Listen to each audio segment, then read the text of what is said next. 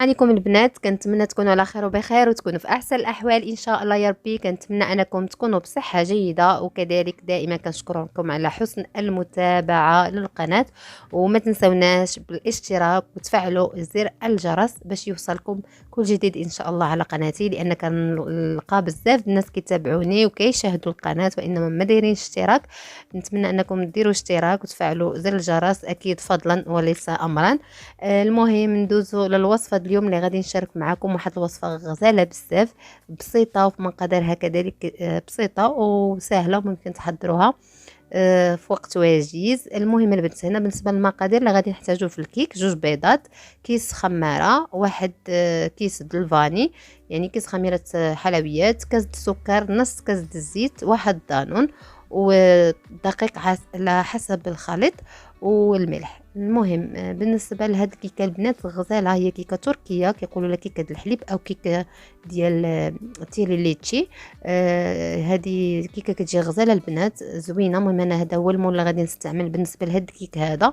نتوما بامكانكم تختاروا اي مول اللي غيناسبكم بنفس هاد المقادير هذه، والمقادير على حسب يعني كتزيدوا على حسب يعني المول هو اللي كيحكم. صافي، هنا البنات غادي نبدا نوجد الكيك ديالي. غادي ناخذ هاد المقادير وغادي نخلط البيض مع السكر كيف ما كيبان لكم هنا في الفيديو.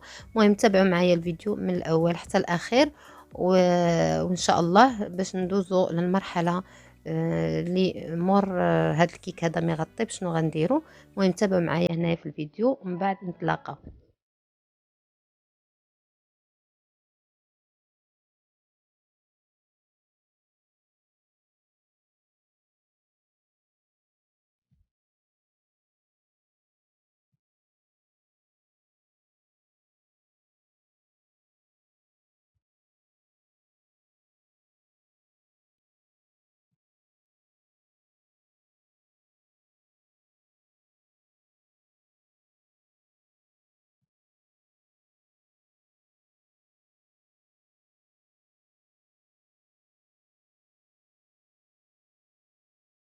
هنا كيف ما كتشوفوا من بعد ما ضفت البيض مع المقادير الاخرين طربت كل شيء، بقى لي فقط دقيق مع خميره الحلويات غادي نضيفهم دابا.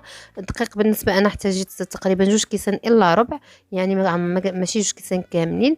واحتاجيت نصف خميره الحلويات فقط، هاد اللي غادي نحتاج. خميره الحلويات تقريبا 7 غرام فيها، انا احتاجيت يعني غير نصف ديالها. صافي غادي نطرب باقي المكونات وغادي ندير المول ديالي فيه شويه ديال الزيت والدقيق. صافي وغادي نخوي الخليط ديالي في هذا المول هذا، وغادي ندخلو الفران على درجه الحراره ديال 180 درجه.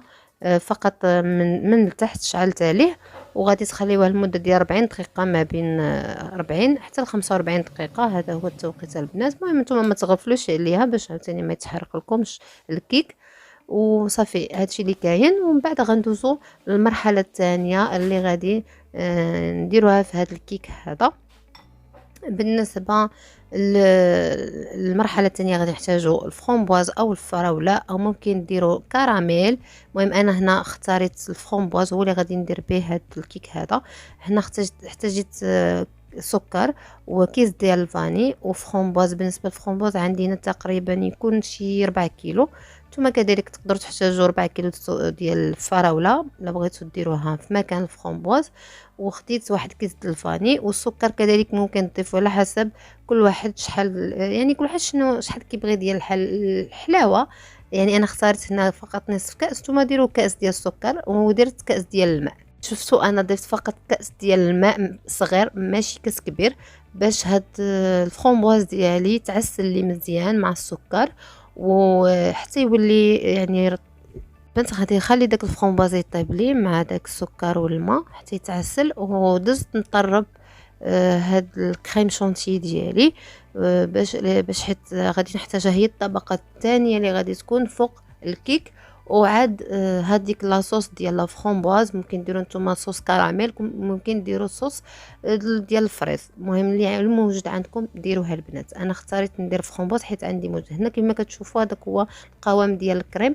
وبالنسبه للفرومبواز هو طاب معنا هنا البنات تعسل، وغادي ندوز نطحنو كذلك مزيان باش يعطيني ديك لاصوص اللي خفيفه، ما تكونش هكا يعني واقفه، يعني باقا في هذيك الحبيبات ديال الفرامبواز. صافي هنا كما كتشوفوا غادي نديرها في الخلاط ديالي، وغادي ن...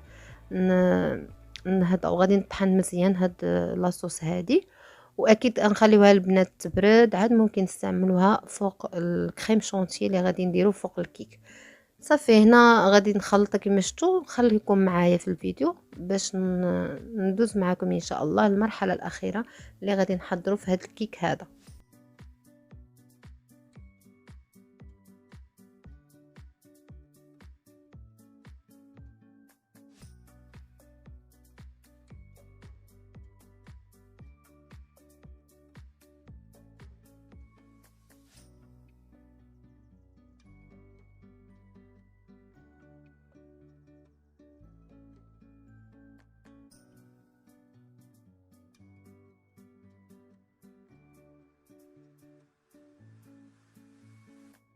كيف ما شفتوا من بعد ما طحنت داك الصوص د الفرامبواز، ضفت عليه الكريم شونتيي. ممكن تضيفوا نتوما ملعقه ديال النشا باش شويه يعقد معاكم هاد لاصوص هذا فاش تضيفوه على الكيك. انا ضفت هنا تقريبا نصف كأس ديال كريمه سائله.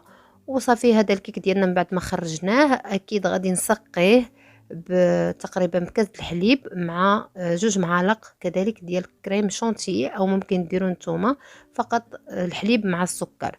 هنا انا غادي ندير كما قلت لكم غادي نسقي هذا الكيك هذا ديالي بالحليب وكريم شونتيي مع السكر. هنا البنات كيف ما شفتوا يعني غادي نسقي هذا الكيك هذا ديالي، يعني خليته غير شي شويه يبرد، وغادي نسقيه كما قلت لكم بكاس الحليب مع معلقه السكر وكذلك 2 معالق حتى 3 ديال الكريمه السائله. هنا البنات غادي نسقيه وغادي ندخلوه للثلاجه هذا الكيك هذا، ونخليه واحد ربع ساعه ولا ثلث ساعه في الثلاجه. عاد نكملوا باقي المراحل باش هذا الكيك هذا ديالنا يشرب لنا داك هذا السائل هذا اللي غادي نسقيو به. ومن بعد عاد نكملوا باقي المراحل ديال هذا الكيك هذا. المهم هنا البنات كيف ما شفتوا من بعد ما خرجت الكيك ديالي من سقيته دخلته الثلاجه باش يشرب لي واحد شويه، يشرب داك السوائل اللي سقيت به. خرجته من بعد ما كنت طربت هاد كريم شونتي كما وريت لكم. ضفتها على الكيك من الفوق، زوقت بها الكيك من الفوق. صافي غادي تبقى لي فقط لاصوص غنخليوها حتى تبرد البنات عاد ضيفوها كما شفتوا هنا. من بعد ما بدت لي عاد ضفتها باش ما تخلط لكمش مع الكريمه السائله. كما كتعرفوا الا كانت سخونه راه كتذوب ديك كريم شونتيي كتذوب مع هاد لاصوص. انا خليتها حتى تبرد لي عاد ضفتها فوق الكريمه السائله. وصافي هنا البنات كما شفتوا كنحاول انني نقاد الجوانب ونقاد الكيك ديالي في المول مزيان. ومن بعد غادي نذوقها. خليت واحد شويه ديال كريم شونتيي مطرب، خليته واحد شويه اللي غادي نزوق بها هاد الكيك هذا.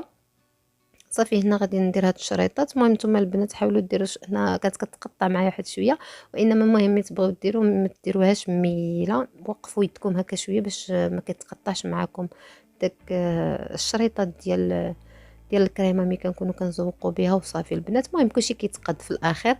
صافي هنا غادي ندير هاد الشريطات هادو، ومن بعد غنكمل يعني التزيين ديالها. وغادي ندخلها الثلاجه نخليها واحد 2 سوايع تقريبا. عاد يعني عاد لا كنتو تاكلوها البنات وداكشي. صافي هنا تبعوا معايا حتى الاخير، وان شاء الله نتلاقاو في اخر الفيديو في الشكل النهائي ديال هاد الكيك هذا اللي كيجي صراحه رائع. كنتمنى تجربوه الصراحه حيت كيجي زوين زوين ولذيذ البنات. وهذا ما كان.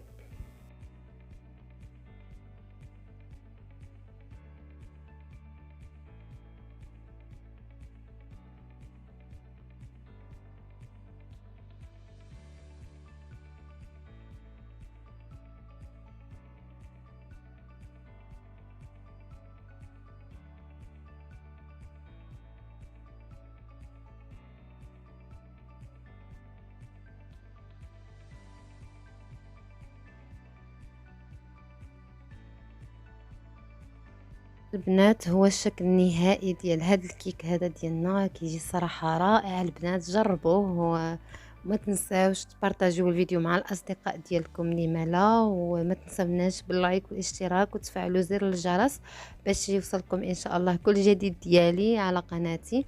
ومع السلامة في فيديو اخر ان شاء الله.